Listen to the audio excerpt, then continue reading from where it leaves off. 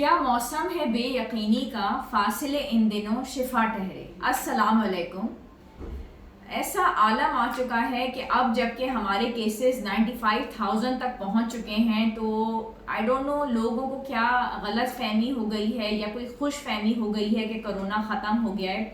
देखिए, हम लोग सारी ज़िंदगी ना लॉकडाउन में रह सकते हैं, हमें ज़िंदगी को आगे बढ़ाना है and we have to move on. Government के जो फैसले हैं हमें उनको फॉलो करना होता है, लेकिन इसका हरगिज़ ये मतलब नहीं है कि कोरोना कोई ख़त्म हो चुका है। कोरोना हमारे दरमियान मौजूद है, लेकिन हमें इसके साथ ही अपनी ज़िंदगी गुजारनी है।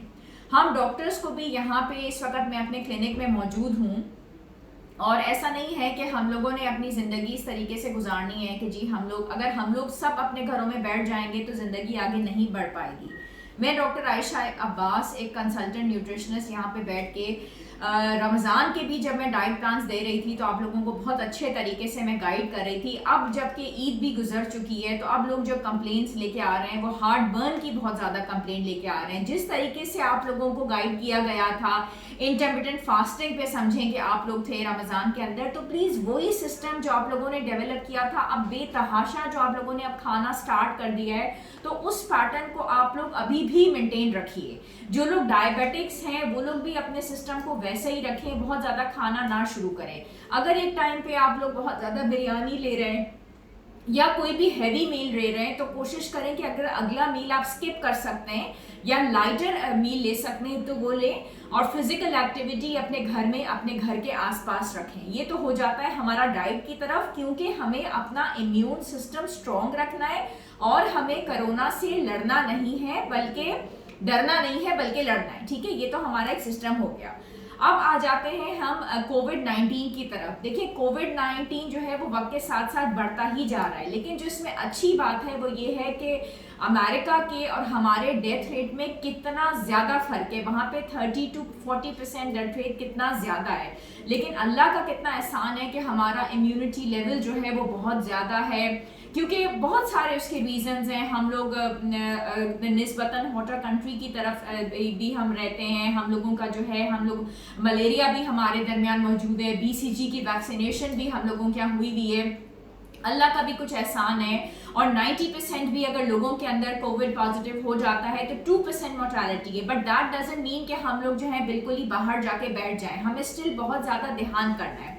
अगर कोविड पॉजिटिव हो भी जाते हैं, ये टेस्ट पॉजिटिव भी आ जाता है, तब भी फौरन हॉस्पिटल जाके एडमिट होने की ज़रूरत नहीं होती, बल्कि उसका तरीक़ेकार ये होता है कि आप घर के अंदर ही आप एक आइसोलेशन के अंदर चले जाएं और देखें, जस्ट ऑब्जर्व। अगर सिम्टम्स डेवलप हो जाते हैं तो तब भी उसके लिए प्रॉपर तरीके से मेडिसिन दी जाती हैं, डाइट बहुत अच्छी, जिससे कि आपकी इम्यूनिटी बेहतर हो, आपके सिम्टम्स बेहतर हो।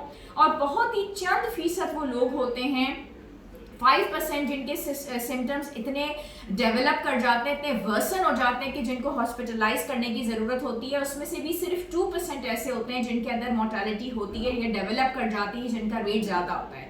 तो इस तरीके से ये लेके चलता है। जब सार्स आया था तो तब भी ये हुआ था कि हमें हर्ड इम्यूनिटी ने जो है वो बचाया था, और इस वक्त भी इंशाल्लाह ताला ऐसा ही होगा।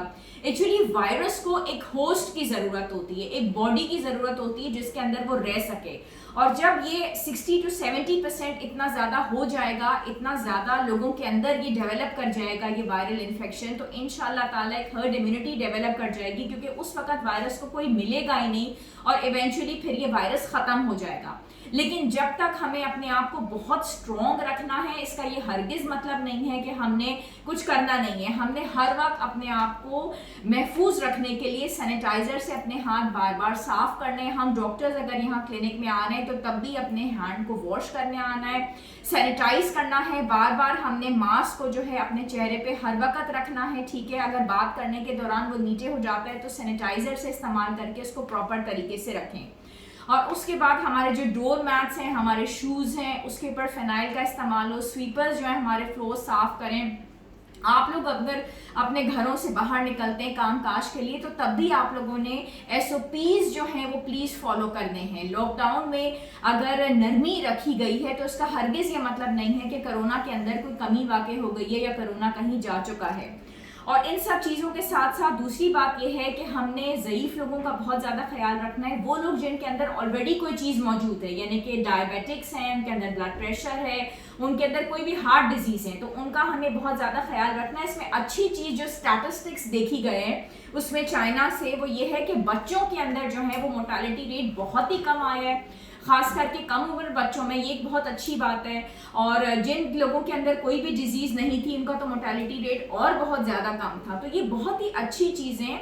साथ साथ अगर हमने SOPs फॉलो किए हैं, हमने जो है इन चीज़ों का बहुत ज़्यादा ख्याल अगर रखते हैं तो डेथ रेट और भी बहुत ज़्यादा कम है।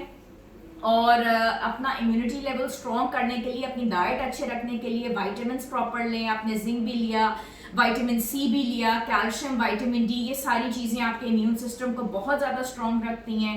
नींद भी आपने अपनी पूरी रखनी है, एक्सरसाइज भी बहुत अच्छे तरीके से रखना है, अपने आप को खुश रहना है, दुआ में याद रखना है। और एक नई वीडियो के साथ फिर इंशाल्लाह आपसे